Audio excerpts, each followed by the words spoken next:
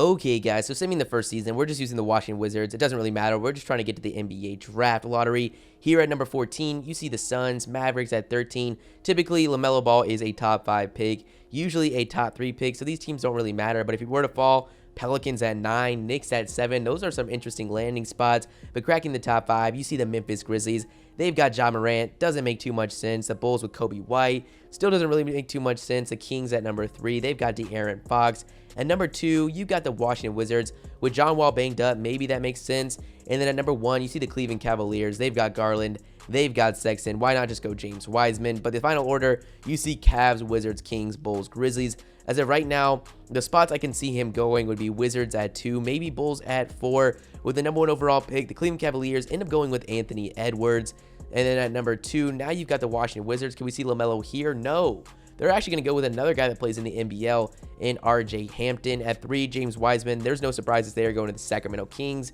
So it looks like LaMelo is going to be joining the Chicago Bulls, and yes, he is. 6'7", 196-pound LaMelo Ball is going to be playing with Lauri Markkanen and Zach LaVine in Chicago. It's going to be interesting to see how they get the minutes to work with him and Kobe White. Will he crack the starting lineup? And yes, he does, playing with LaVine, Porter, Markkanen, and Wendell Carter. And then you got Kobe White off the bench, but he's getting the same amount of minutes, playing with Thad Young, Andre Roberson, and Emmanuel Mudiay. In his rookie debut, he's going to be matching up with Devin Dotson of the Miami Heat. Hopefully he has a great debut, ends up taking home Rookie of the Year. We're going to do a whole entire season in this one episode. Every episode, we're going to have one game and then a whole entire simulated season. But he ends up getting the screen from Wendell Carter, and his first possession goes in and gets the and one. That's a way to start your NBA career. He knocks down the free throw, giving him 3 points on the board. A possession later, off the block from Wendell Carter, he ends up taking it in the fast break. He sees a wide open Zach LaVine, gets it to him, and he can knock it down. But Lauri Markkanen does get the offensive rebound,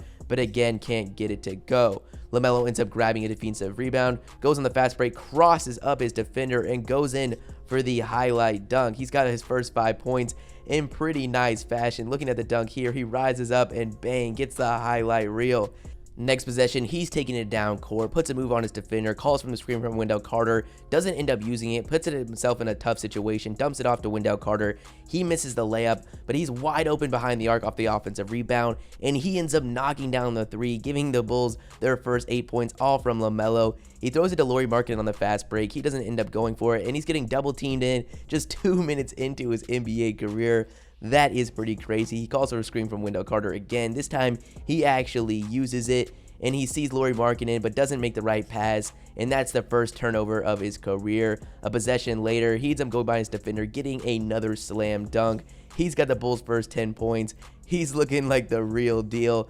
He was actually really fun to play with in this game. He feels a lot like what you would expect LaMelo to be like. I can't wait till 2K21 when he's actually in the game. But a possession later, he ends up getting the assist to Lauri Markkanen, the first assist of his career. And then on the fast break, he ends up blowing by his defender, sees a wide open Thaddeus Young. He gets it to him, and he green lights the shot. A fast break again. He sees a wide open Emmanuel Mudiay, who knocks down the three-pointer in the corner. LaMelo starting to get his teammates involved, and then gets another fast break assist to Thaddeus Young. Again on the fast break, he sees LaVine. He got a little too trigger happy after all those assists, and he gets another turnover. He ends up putting a move on his defender, gets to the basket, goes up with a crazy acrobatic finish, and somehow gets that to go. That was pretty insane. And then a few possessions later, with 1 minute and 30 seconds left in the half, gets the dump-off assist to Wendell Carter.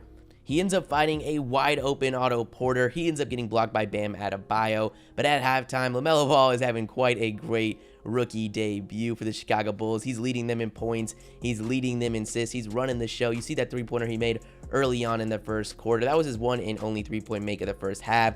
But he ends up having 12 points and 5 assists with them up 38-32. He's getting double teamed out of the half, but finds a wide open Lauri Markkanen, gets the big assist. He's putting a move on his defender in an isolation, goes with a step back, and he ends up missing that one. But they get the offensive rebound. LaMelo Ball takes it in, sees Lauri Markkanen behind the arc. He goes with the three-pointer. After coming out for a little bit, LaMelo's back in the fourth quarter. He wants to get things going, takes a three-pointer off the screen, and he ends up missing that. A few possessions later, he blows by his defender, goes with a crazy acrobatic finish, and somehow gets that to go. What a finish from the rookie in his debut. He ends up going by Justice Winslow. It looks like he could have gotten a foul there. He doesn't end up getting it and misses the layup. Again at the basket, he ends up taking a dumb shot with 3 defenders on him. He's already got the Gatorade symbol. He's tired. He sees Lauri Markkanen.